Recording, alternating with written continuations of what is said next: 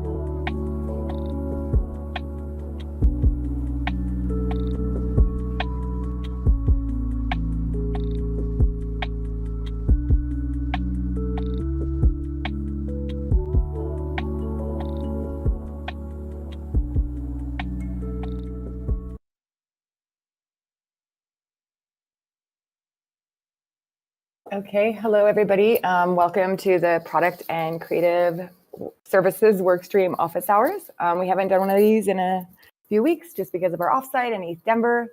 So we're happy to be back and share with you everything that's going on in the workstream. I just wanted to say that there is a Zoom link in the stage chat for anybody who hasn't been to one of these before, and that is where we share the slides that you can follow along with. So on today's agenda, Beard has been working on the new web app, making some UI updates and improvements to that to allow it to be more flexible. for all of the expanding features and protocols that we want to integrate. So he's going to give us a preview of what that's looking like. Also, as a lot of you know, there's a bounty going on for this Foxy project. Beard has been spearheading the UX on that project and wants to give us a sneak peek of where that's at. Also, just a side note, that's probably going to go into usability testing soon. So for anybody who is interested in usability testing, there is a form to sign up for usability testing, and we do pay out, I think it's 200 Fox tokens to usability testers. I can post the form to that sign up after this call in the general channel. And then we are creating a new page for TX history in the web app. This will allow users to easily see their TX history across all of their transactions, and then be able to download an Excel file for tax purposes. So Hoff will give us a preview of what that looks like. And then I'm going to go over the roadmap review and show you guys what's in flight for February and March on the product side. And then leading after that, Fox McCloud is going to talk about his spec for Thorchain parity, and that's getting to parity with the old ShapeShift website in the goal of sunsetting beta. And then Decentralized J is going to talk about Wallet Connect, the spec he's been working on for that. There's two parts to that piece, so he's going to go over both of those. And then he's also going to talk about adding other EVM chains into the new web app. And then Fox McCloud and myself are going to talk about the perp proposal and the YAP proposal and our goals for those on the product side with those bounties. So with that, I'm going to stop sharing, and I will let Beard take over screen share and show us what he's got. Cool.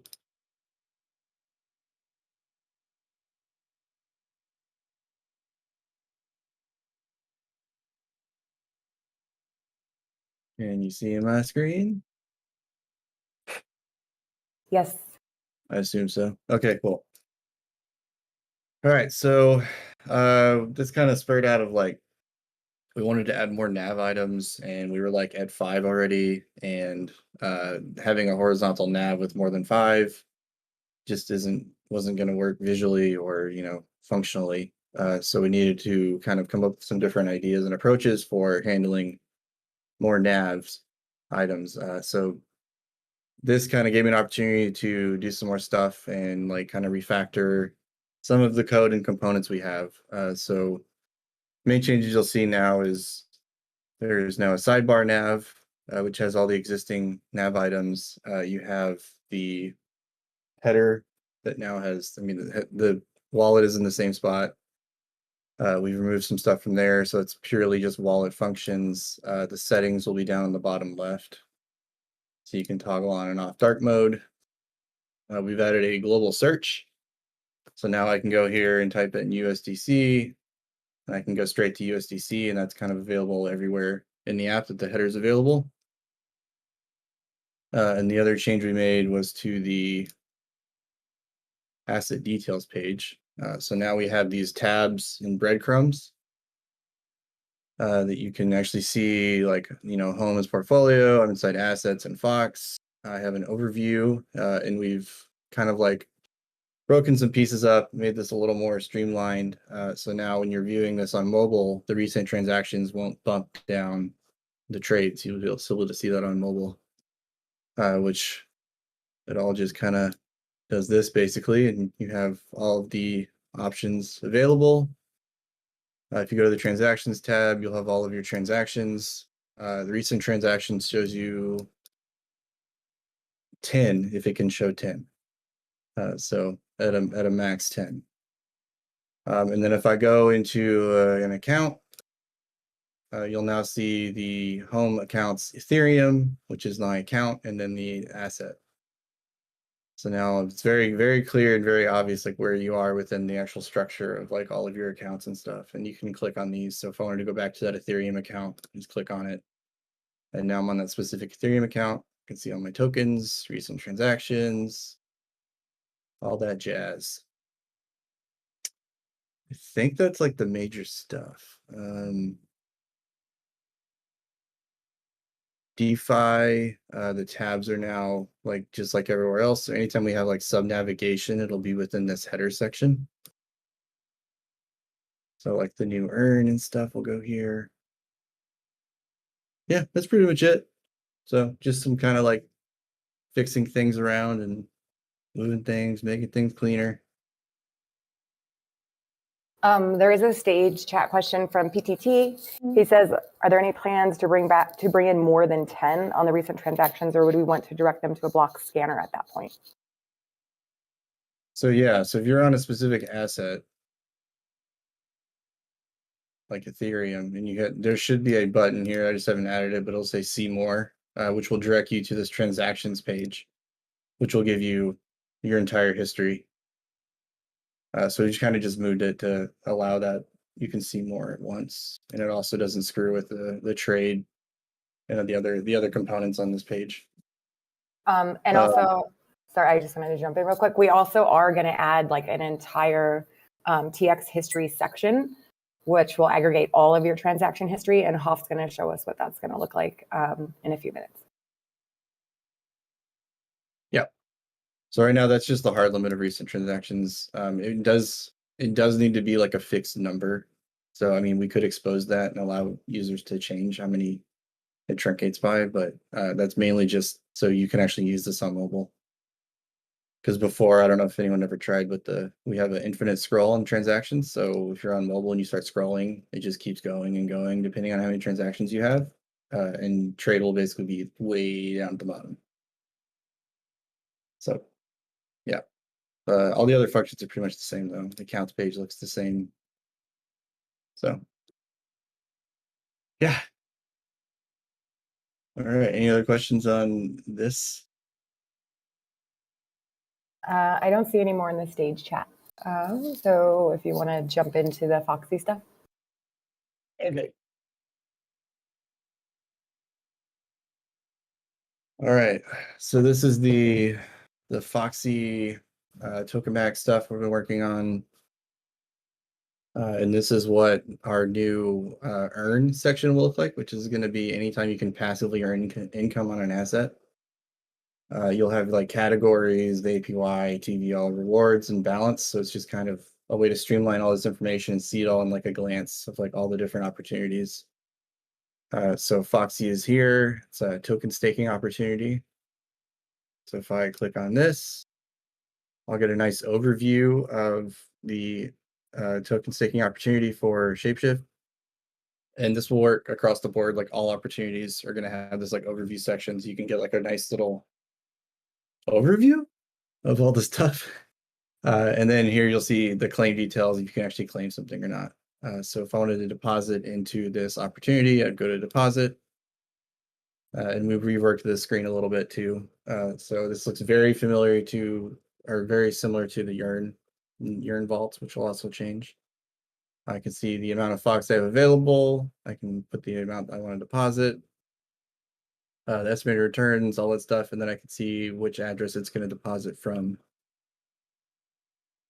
So putting 5,000 in, I continue. I need to approve this. I see my estimated gas fee. I continue. And then now I can confirm this transaction just like we do with the vaults. Then you hit sign and broadcast, and then view my position would basically take you to the Foxy token asset details page, just like we do with Yearn vaults. Any other questions? Any questions on the deposit? It's pretty straightforward if you've seen deposit before. Okay. There's none, yeah. And just the pink Foxy is kind of like a placeholder, but it's kind of cool, kind of cute. Foxy, you know, kind of Foxy. So if I wanted to withdraw the 5,000 Fox, I just went in, I just put it into this token staking opportunity. I go to withdraw. I see I have 5,000 Foxy available. I can pick the amount I want to withdraw.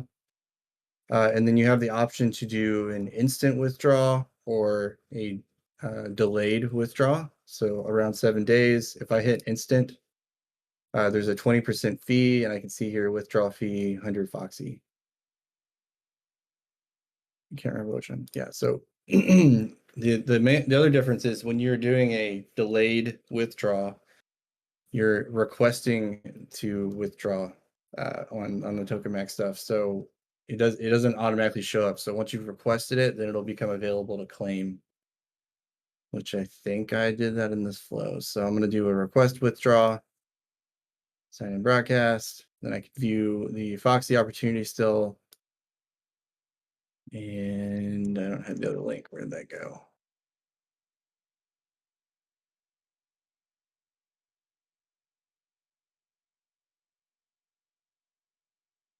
Whoops.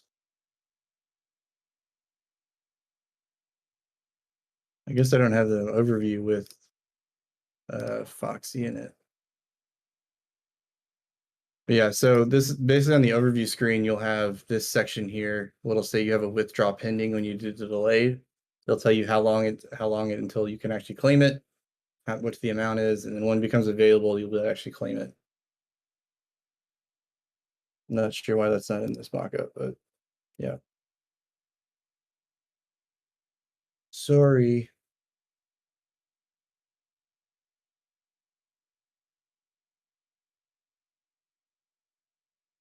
Okay, looks like a question. Do you have one showing the potential fee for withdrawing earlier than a cycle?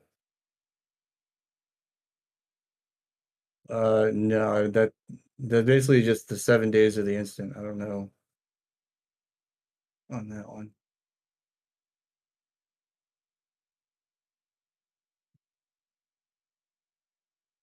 Okay.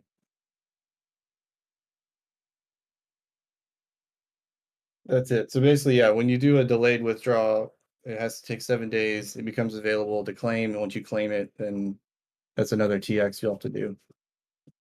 As far as the instant goes, that's just as soon as you do it, you pay the fee, and then it automatically gets sent to your wallet. Yeah, PTT was clarifying. Yeah, there is a we fee. don't have that option, I believe. There is a fee for someone to withdraw instantly. It's that 20% fee, which I guess is what PTT is referring to when he says like being penalized. Yeah, as far as I know, there's no way to claim or to withdraw before the 7-day cycle. At least we don't allow it in the contract. But we'd have to ask Toshi on that one.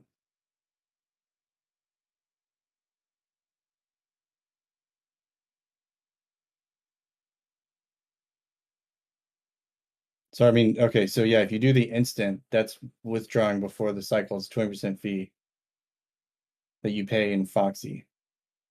But if you do a 7-day withdrawal, you can't claim that before the 7 days has passed. Yeah, and 20% is obviously placeholder. It's just a mock number.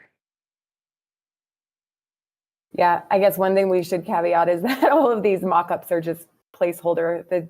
The numbers aren't real. Yeah, I'm hoping it's more like 0.5%. That would be much better than 20.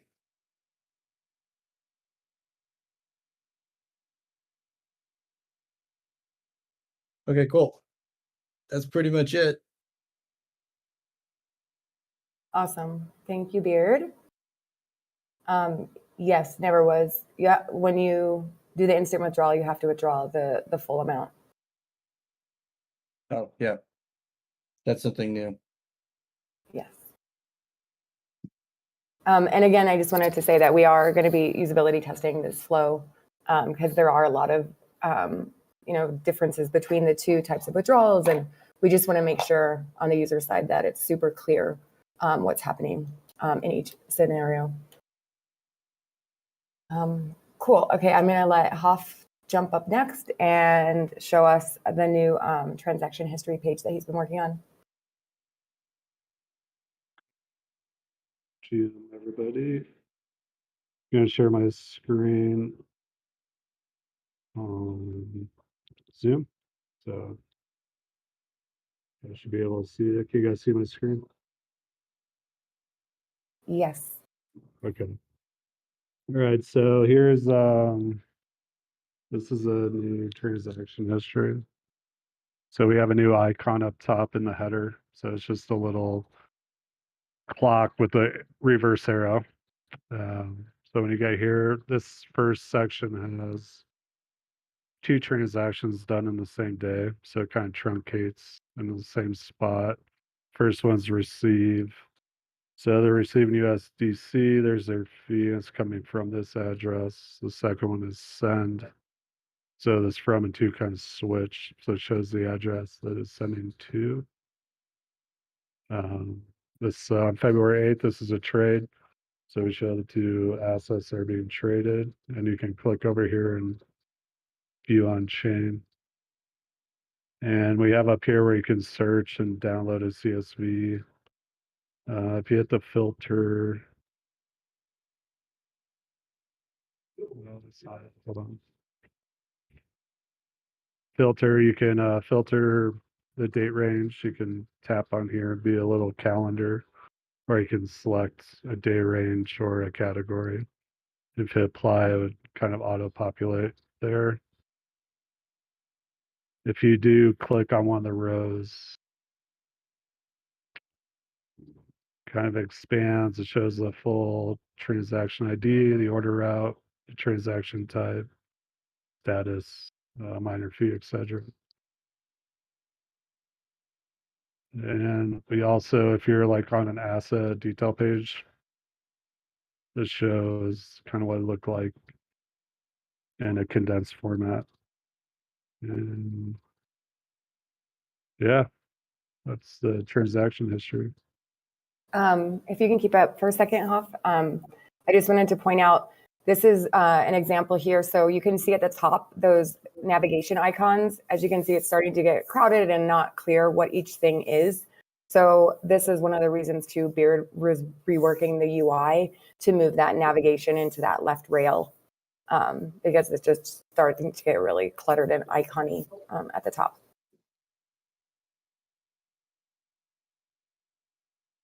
Yeah, we did this before Beard kind of redid the navigation. But yeah, that's all I got to share. I'm just going to see if there's any questions. Hey, chat.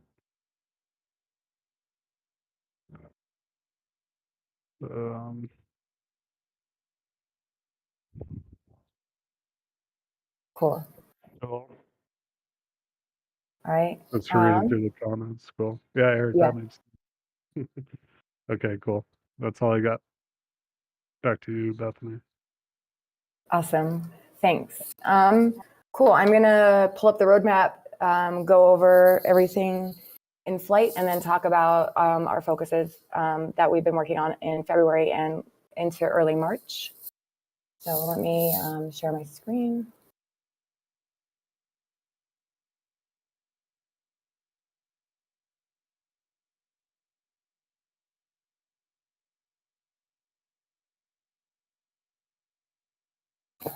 Okay, so this is the roadmap.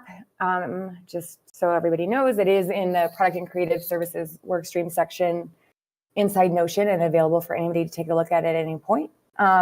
These are all of the projects that are currently in flight, and their percentages of completion are in this status column. You can also sort and filter, sort by strategy. So you can see like which strategy each of these projects align to. There's, as you guys know, there's a lot of simultaneous projects going on right now, and the status is just kind of showing where those are at. Some of the ones down here that are listed around 10% are ones that we are either working on the spec for and the designs for. And then once those are ready for engineering, we would move those up into like the 20% category. So yeah, there's a lot of stuff going on. And again, this is available for anybody to take a look at. I'm just going to check to see if anybody has questions about anything specific. I'm going to dive into now more of a deeper view on some of the current in-flight specs and designs. So this was for February and leading into March, and then we will blow this out further once we get more towards the end of the month. But these are just some of the specs and UX pieces that we've been working on recently. Setting a default currency in the new web app, translations for the new web app, Fox farming, as you guys know, V2 ends, V3 has started, so that's already been completed. Download TX history, which Hoff just showed us. keep key setup and settings for the new web app. The spec and UX is ready for that. We actually have a meeting with engineering after this to go over some of these specs and designs that are ready, but the bounties have not yet been created, and just making sure we keep those moving forward on the engineering side. And then coming up, we have adding other EVM networks. Decentralized Jay's been working on the spec for that. He's almost complete on the spec. Thorchain support parity in the new web app. Fox McCloud's been working on that one. And then Wallet Connect. There's two pieces to this, bringing this into the new web app. Decentralized Jay's been working on that. Once these specs are fully ready in the next few days, we're going to go back over them and identify any UX or UI pieces of them that need to be completed by the designers. And then Tokamak, Decentralized Jay's working on that one as well. And then coming up, mobile app, a migration path, because we are sunsetting the old mobile app at some point in the near future. And we need a migration path for those users to get their seed phrase and migrate into the new ShapeShift web app. And then we are working on an XDeFi wallet integration. There's an engineering spike that needs to happen on this before we can move into the spec. But the XDeFi wallet is super cool because by integrating that, we will also get ledger support. And Fox McCloud's been looking into this as well, but it seems like they're also going to be supporting Treasure in the very near future. So we are super excited to be able to get Ledger and Treasure access through XDeFi wallet, which would allow us to not necessarily do that lift ourselves, because Treasure wasn't too bad of a lift on the engineering side, but when we did the Ledger integration into beta, it was a massive lift and undertaking. And if we can get that through the XDeFi wallet integration, that would save us a lot of time and resources. So yeah, those are the next big pieces coming up. And then join us again in a couple weeks to see where those are and what's beyond that. Does anybody else on the team, bye Marley, thanks for joining. Does anybody else on the team have anything to add before we dive into the specifics of some of those specs that are in flight?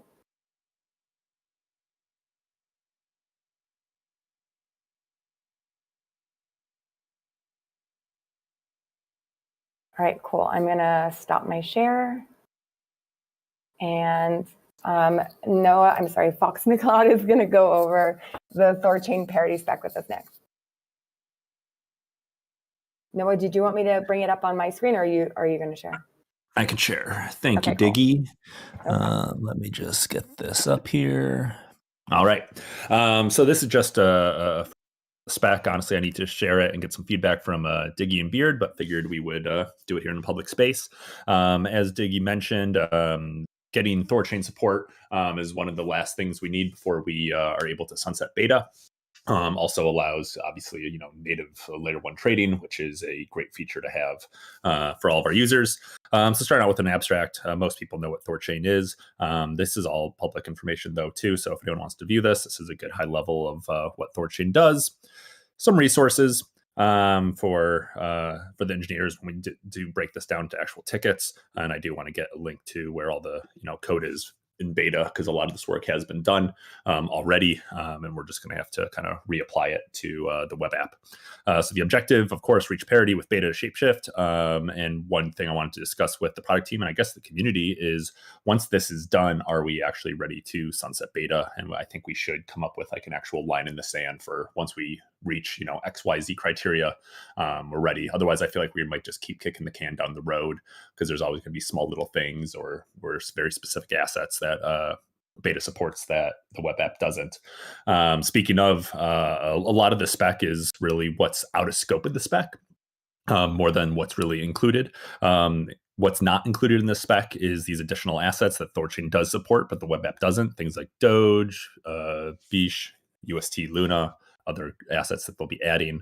I would imagine once we have the Thorchain backend all implemented, we could just start bountying out these individual assets, which would be very cool, and something we can discuss if we do want to include any of these in the spec. But I'm okay passing on these for the initial spec. And then, of course, adding the ability and the UI UX to add remove liquidity. We've been talking about this one for a while. This is not something that is currently available with beta, so it's not needed for parity, but is one of the main feature sets of Thorchain, and a very cool way to be able to earn a yield on native Bitcoin, native Ethereum, and all the other assets that Thorchain does support.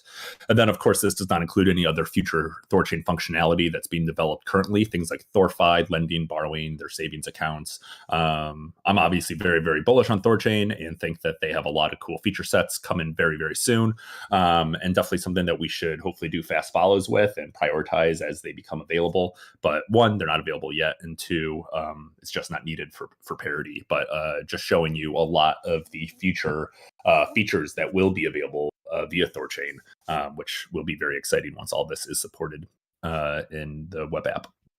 Designs, I'll just need to chat with Diggy and Beard. Right now, I think we need to decide if we even do want to build some new designs, since the majority of the flow is going to be identical. It really is just going to be the trade modal, just with additional assets. Since we're not doing any of the LP stuff or any of the other functions, there's really not any new flows.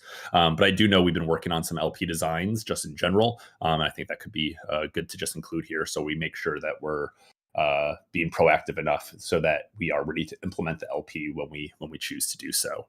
This is just going to be a flow of the overall user experience, real high level. As a user, I want to be able to use the ShapeShift web app to trade to and from the native assets that Thorchain supports.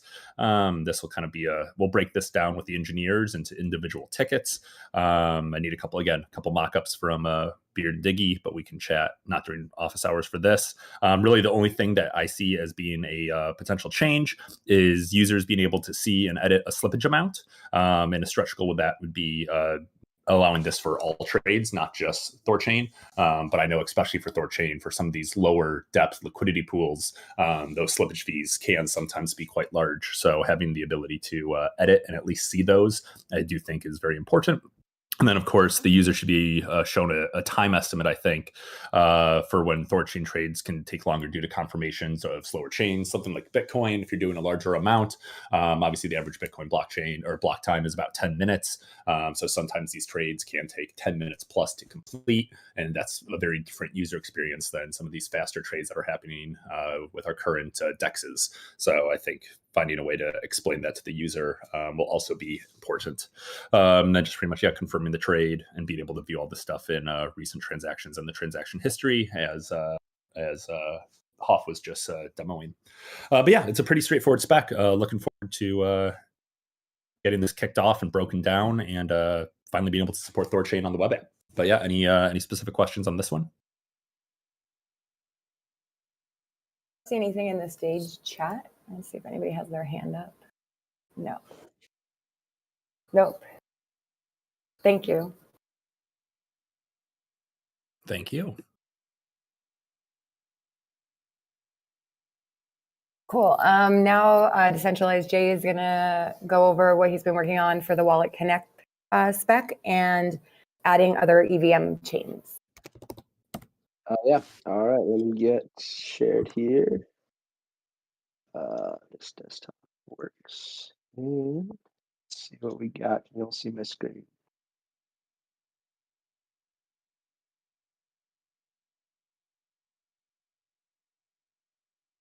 Hello? Yeah, we can see it. Okay. Thanks. Okay, so adding other EVM chains at a high level, the idea is to, of course, add other EVM chains to ShapeShift to increase support, usability, and options for ShapeShift users. We have another number of potential EVM chains to include, from Polygon to BSC to Phantom to Avalanche, all the way down the list. In talking with DeFi and engineering, it seems like they'll need to run basically a test chain and a prototype to see basically the level of effort required to get EVM chains up and running.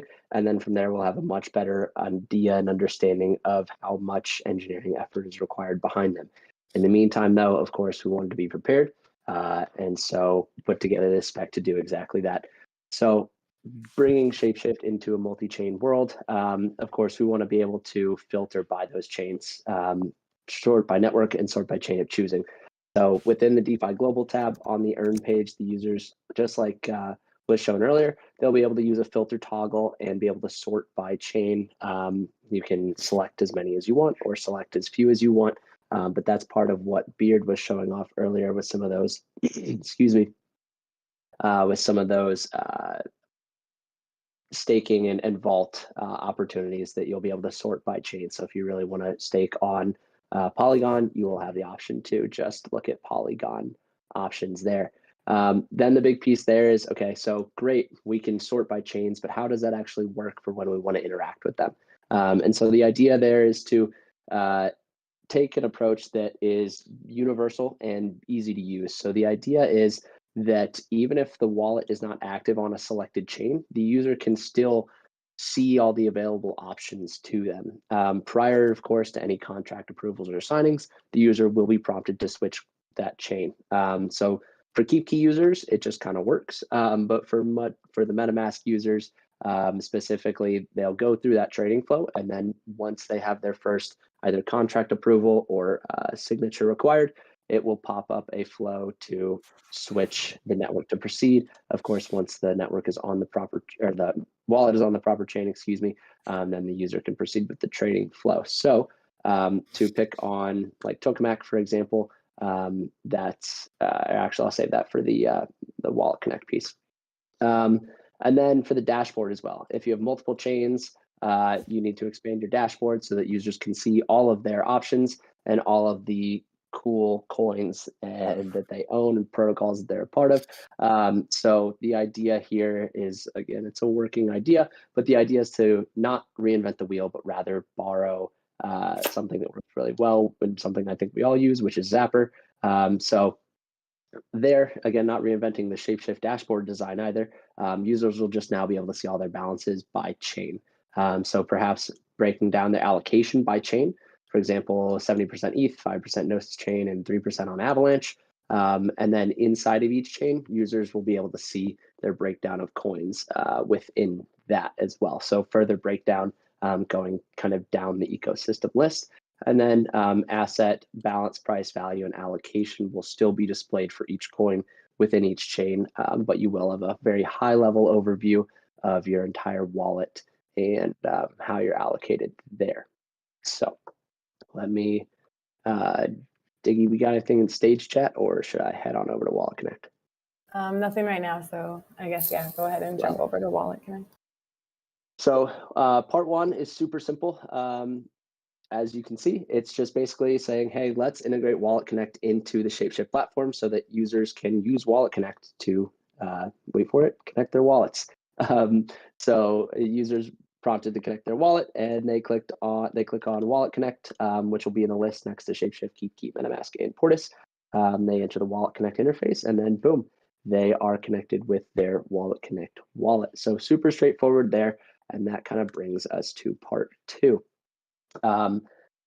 Bear with me on explaining this. I'll try and show an example so it makes more sense. But the idea here is to basically bring your own wallet to ShapeShift through Wallet Connect. So at a really high level, the user will connect their own wallet to ShapeShift and then use Wallet Connect to interact with a dApp. So for example, it would look like this. If I wanted to do exactly this, I would come to ShapeShift and I would pair my wallet. I would hit MetaMask for me, and I'm already connected. So boom, now I'm active here. And then we'll pick on Tokamak here.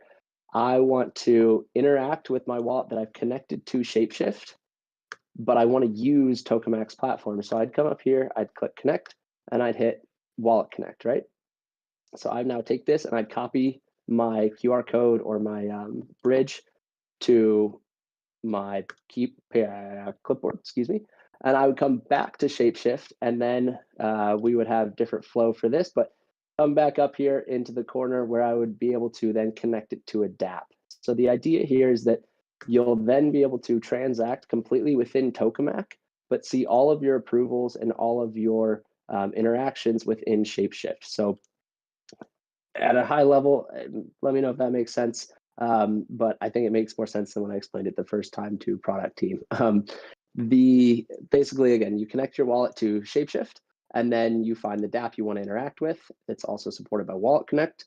And then you copy that bridge link and you come back into ShapeShift, and you would hit, in this case, a new connection button. They can scan or paste their Wallet Connect bridge link. Of course, unsuccessful, try again. But if successful, we will let the user know that they have paired their Wallet Connect with ShapeShift, and then user is prompted to show, or user is prompted with the confirmation screen, and of course showing what permissions are shared with that DApp. And then they of course have the option to disconnect. From there, once it's connected, the user returns to the DApp to conduct transactions. That'll work just like interacting with any other normal DApp. Once you conduct your transaction, the ShapeShift browser tab will kind of flash to get your attention. And then you will actually sign the transaction within the ShapeShift browser tab. And then you can pop back over to your DApp to see the confirmation screen. So just kind of keeps everything in one place and allows us to support DApps relatively seamlessly within one platform. So yeah, that's that. Cool. There are no questions, just Eric wrote, yes, this Wallet Connect concept is great. Hell yeah, Eric, I'm stoked about it, so I'm glad you are too. And I hope I explained that well. Either I explained it really well or I explained it so horribly that no one understands what I'm talking about. So either way, I'll pass it back to you, Diggy.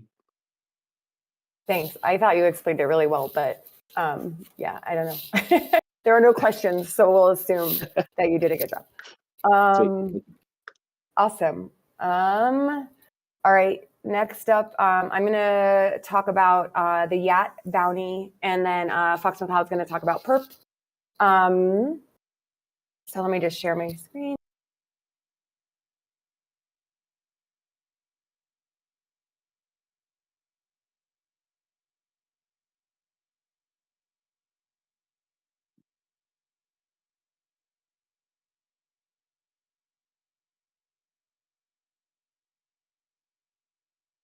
Okay, so I'm assuming everybody can see my screen.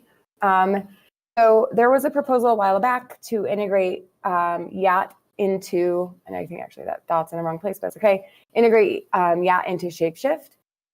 So Willie Fox and I think DeFi spoke with some of the people on the YAT team when they were at ETH Denver, and we want to definitely move forward with this. It already passed governance, so but it hasn't been a top priority for us on the workstream roadmap. But the YAT team did put up a substantial bounty on this. So what we'd like to do is actually bounty this project out. So we put together this top level preview of the project. And for those of you who are not familiar with YAT, YAT allows you to turn your address into some like cool emojis. I know some people are really bullish on this. It makes it kind of fun. And we would be one of the first platforms integrating this. So the idea here is that we put together an overview for the entire project. It would include a product owner, and then that product owner would have the UX and UI completed. Obviously, they would be working in lockstep with the work stream to take on this bounty. And then from there, once the UX and UI is approved, they would move into development, and they'd be working in lockstep with the engineering work stream to get this over the finish line and up on the new ShapeShift web app. So yesterday we had a call with a company called Linen Labs, and they have offered to pick up this bounty. So we talked over some of the details of this with them yesterday. The bounty for this is 50,000 in Fox to complete the project in its entirety. The original proposal for this was $60,000. So 10,000 of that is actually going to go into the ShapeShift DAO treasury. And then 50,000 will be paid out on the bounty upon completion of this project. One thing I just want to say is that we are working through the details of if there will be milestones in this project where some of those milestones could be partial payments on the bounty. But again, we're working through the details with Linen Labs on that. But yeah, this is up on Notion for anybody to take a look at. And it just kind of outlines the details of this proposal. But we're super excited to go this route because this will allow this to get done and implemented sooner than if we were to do it on the core engineering team and with the core product team. And since this proposal was already approved by the community, we think that the community is going to be very bullish on getting this up on the new platform. So let me just check the stage chat. All right, cool. No questions now. So I will pass it over to Fox McCloud to go over our approach with perp. Thanks again, Diggy. Let me pull this one up. Where'd you go, Zoom?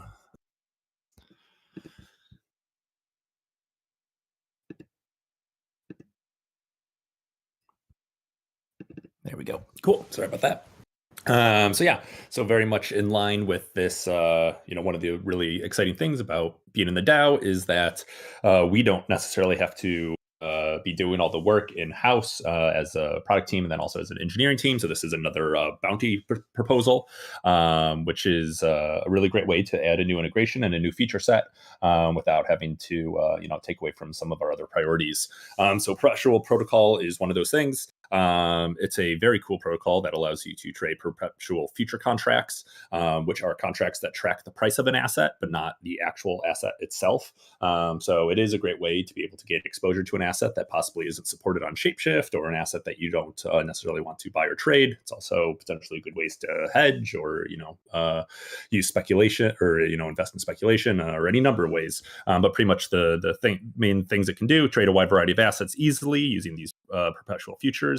You can go long or short an asset, which is pretty cool. We don't have any mechanism that allows us to short assets currently on ShapeShift. And you can use leverage up to 10x, which potentially can be dangerous. So we definitely need to work on some ways of educating our users and making sure that, our users aren't getting liquidated without understanding why. Currently, there are two versions of perp. So we do need to decide if we want to do just version 1 or version 2.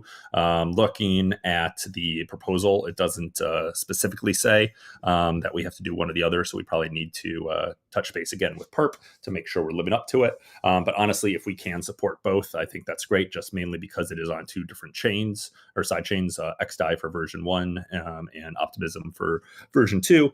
The nice thing about XDAI, at least in my opinion, is for those of us getting paid on Colony by the DAO, that's all paid on XDAI. So I know personally myself, I take some of the money I get paid every 2 weeks or every month and actually put it into this protocol. And it's great because it's already on XDAI.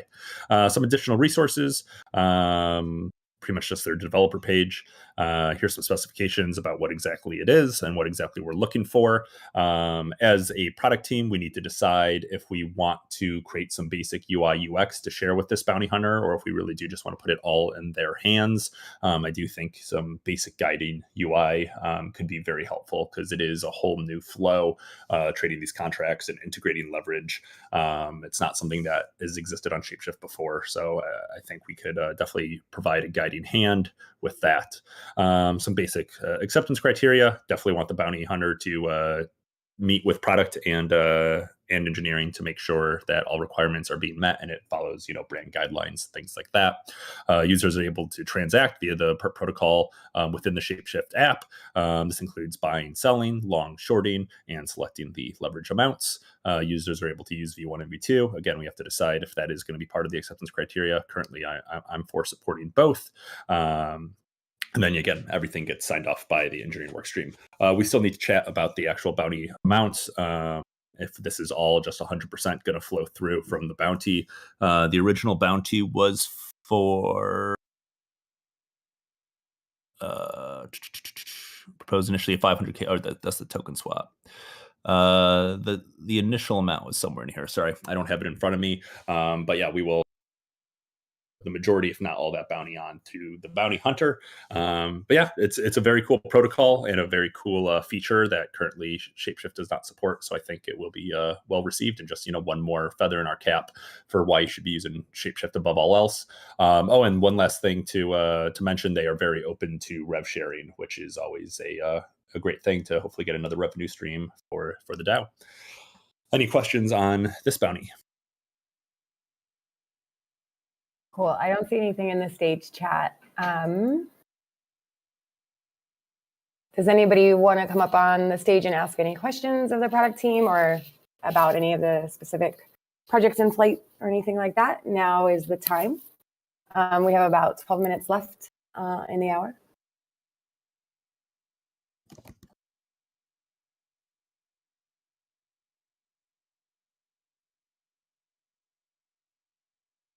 It looks like a couple people are typing in the stage chat.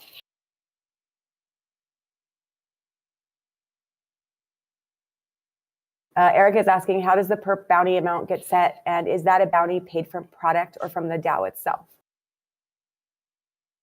Yeah, it's a great question. It kind of is up to us as a community and up to us as a product team.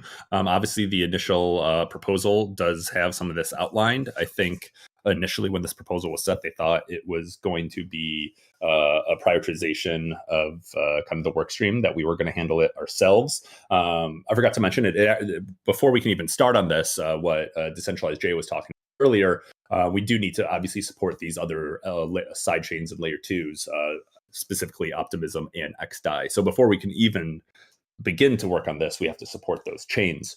Once those chains are supported, then we kind of have to decide how we do want to do some basic UI UX to then give to the bounty hunter. I think would, like I mentioned, I think would be a good idea. But I would definitely want to make sure that Diggy and or Beard get compensated for providing that. And then of course we have to talk to the engineering team and see how much work would be required from the core dev team if they need to be working with this bounty hunter or working with the bounty hunter's engineering team to see how much they're handling on their own versus how much our core devs are contributing.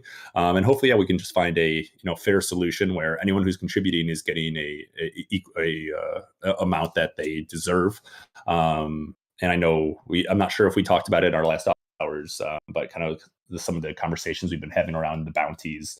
And hopefully we can get some perp token, especially through the token swap, into the DAO treasury. So the DAO can benefit not just from the rev share, but hopefully as the integration grows and perp goes up in value, the DAO can make some revenue that way as well.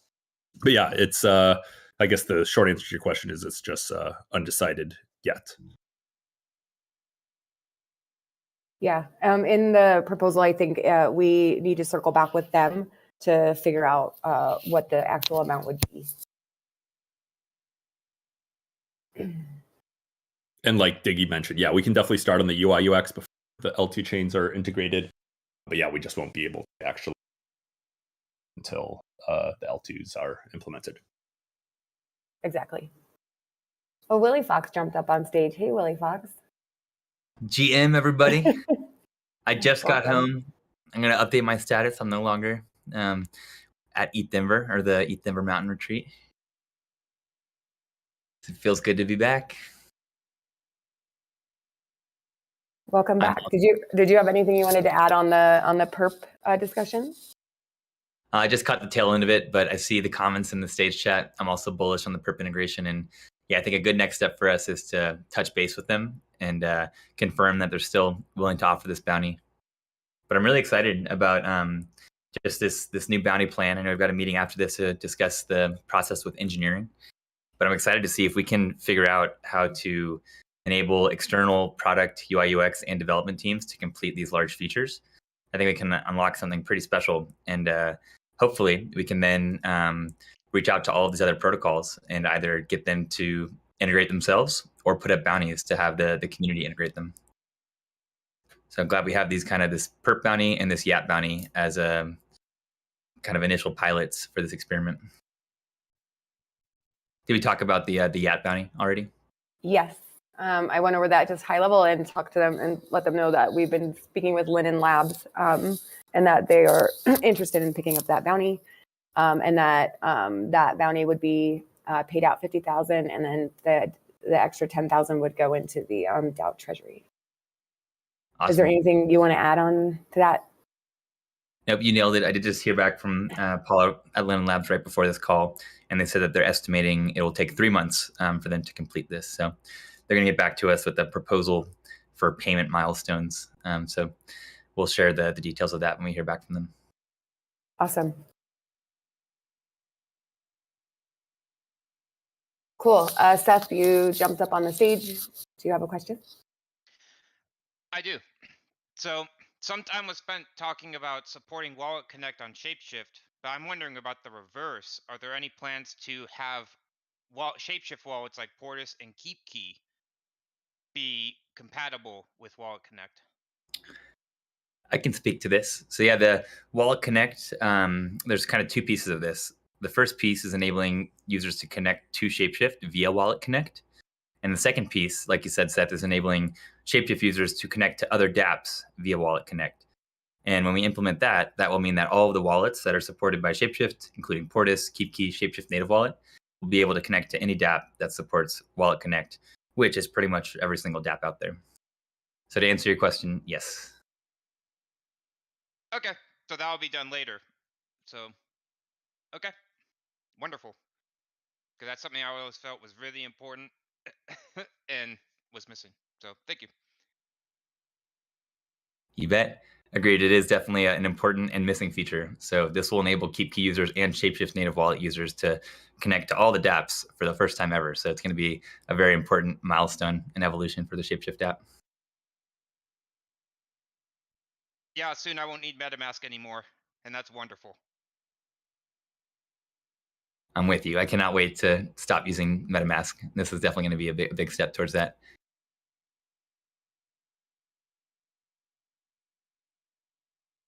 Fox McCloud, it looks like there's a question for you from Eric.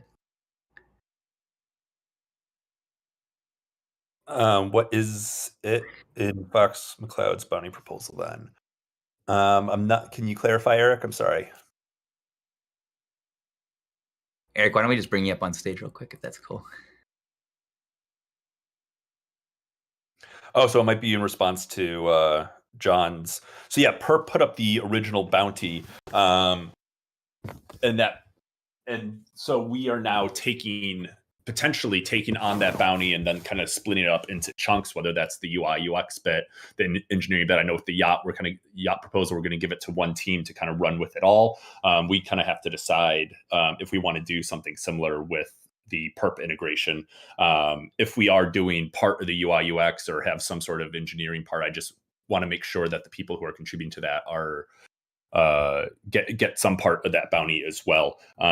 If someone felt like they could take on the entire bounty on their own, do the UI UX and implementation, and wanted to present that or pitch that to product, I don't think we would necessarily be against it. Oh, I see what you're saying. Okay, the amount in the document was shown as question, but it was set by Perp itself. So the part that's unknown is just how the allocation is going to be. If that amount is going to just one person or one group of people to do everything, or if that's going to be split among product to do UI UX and engineering. So yeah, the question mark is just not so much the total amount, but just how it's going to be allocated into who. Yeah, and it is actually on that one. Sorry, no, I think it is still up in the air, the total amount. I was just rereading. They had said the bounty size will be up to the team itself when proposing to Perpetual Protocols Grants Committee. If deemed reasonable, will be approved by the committee itself. However, open to discussion on this in the forums as well. The bounty will be paid in increments of 1/3 for each milestone completed above. Unless there was something further along that I didn't see, but that is, I think it's still up in the air, the actual total amount. Thank you for sharing that, Diggy. That's perfect. Yeah, but yeah, sorry, go ahead, Willie. Yeah, I think, it looked like the total bounty from them was 100K. And so that's kind of the total amount available for completion of all 3 milestones. But I think the product workstream, because both we and the engineering workstream will also be dedicating some amount of resources to this to get this over the finish line. I think the goal is going to be to find a development group or either split it up in a way where we're spending less than 100K. So for example, with the perp bounty, it was 60K in total from the perp team, but Linen Labs is going to do all of it for 50,000, and that'll result in 10K profit or revenues for the DAO, which will hopefully cover kind of the product and engineering's costs for supporting the development group that takes us on.